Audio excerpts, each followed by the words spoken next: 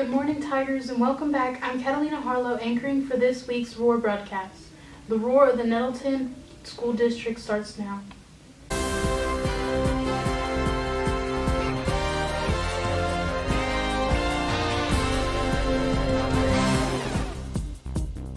Congratulations to the following FFA speaking teams for progressing to the district competitions: National and Senior Conduct, Extemporaneous, and Senior Creed Speaking. The Sweetheart Pageant is on February 7th. See a Tigerette or Miss Tiffany to register. Yearbooks are still on sale for $65. They will go up to $75 on February the 1st. Don't forget to order yours. You can order online, cash, or by check.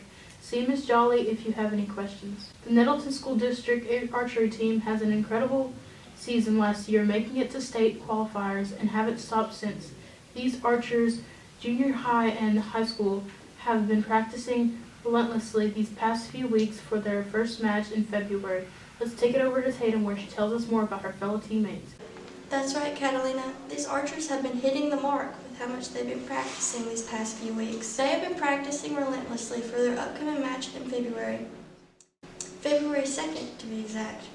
The Nettleton School District archery team is made up of junior high as well as high school, and they practice in the primary gym. Come with me as I interview some of my fellow teammates to see what they think about this upcoming season. I'm Tatum, and I'm here with Laura Harlow. How do you feel about this upcoming season, Laura? I'm feeling pretty good. I think we're going to do good this year. And are you confident in your skills, like with all this practice routine? You're doing pretty good? I think so, yeah. I'm here with Sadie. How confident are you in your skills that we've been doing all this practice?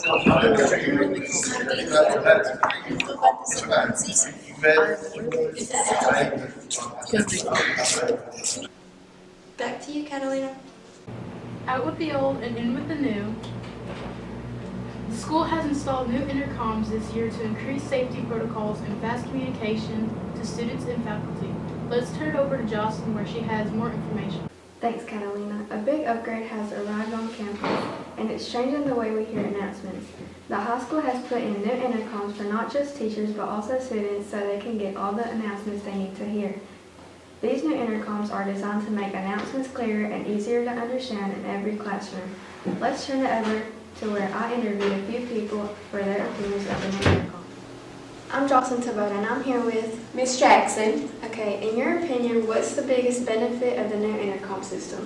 The best thing about the new intercom system is it allows us to be able to communicate quickly and effectively with all of the staff on campus. That way we can get out announcements, we can let everybody know what's going on, and it makes our campus safer. I'm Jocelyn Tabota, and I'm here with Ms. Cash. Okay, how have the new intercoms improved communication during classroom? It has really helped us as teachers to get the information a lot faster, as far as not having to look at an email or listen for our phone for maybe a reminder or a text, because when you're busy teaching, you're not necessarily doing those things. And the intercom is very clear and very loud, so we can hear it really well.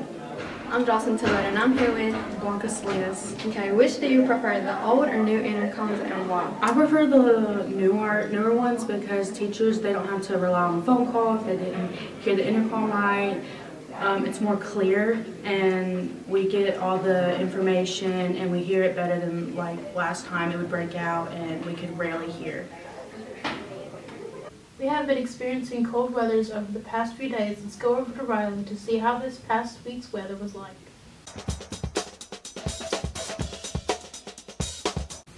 Good morning, I'm Riley Stevens with your weekly weather forecast. Last week we experienced many cold and rainy afternoons with a surprise chance of snow and ice. On Monday we have a high of 28 and a low of 14. On Tuesday we have a high of 42 and a low of 15. On Wednesday we have a high of 45 and a low of 25. On Thursday we have a high of 43 and a low of 27. On Friday, we have a high of 32 and a low of 26. Thank you everyone for tuning in. This is Riley Stevens with your weekly news segment, and as always, go Tigers. Back to you in the studio. Thanks, Riley, for the weather. Now let's take it over to Ayla for the Tiger Sports. Yeah, I'm boss. We did it. Started from the bottom, now we both trying to fit it. Yeah, I'm boss. We did it. Zooming on swag out, shining through the banner. Yeah, I'm boss. Yeah, I'm boss. We did it. Started from the bottom, now we both on the faded. Welcome back to Tiger Sports. I'm Ayla Adams. Our Tiger athletes have been making some great plays recently.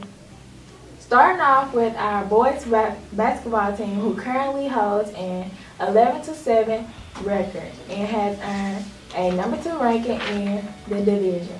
Great job and keep up the hard work. The girls basketball team won against Aberdeen last Friday, January 13th. Both boys and girls basketball teams faced Aberdeen again on Monday, January 20th. Both teams played Choctaw County, also division games last Thursday. Our bowling teams competed in their regional match on January 21st in Corinth. Great job, Tigers. Our soccer program also has a lot to celebrate. The girls team won their senior night game on Tuesday, January 20th, and both boys and girls are now preparing for playoffs. Appearances scheduled for January 31st through February 2nd. The girls will play at Strayhorn while the boys play at Barterman. Congratulations to both teams. That's all for this week's Tiger Sports. Back to you, Catalina. Well, that's it for this week's Roar. Thanks for tuning in. To stay connected, follow us on Instagram, Facebook, and subscribe to our YouTube channel. I'm Catalina Harlow, anchoring for this week's Roar. See you next week.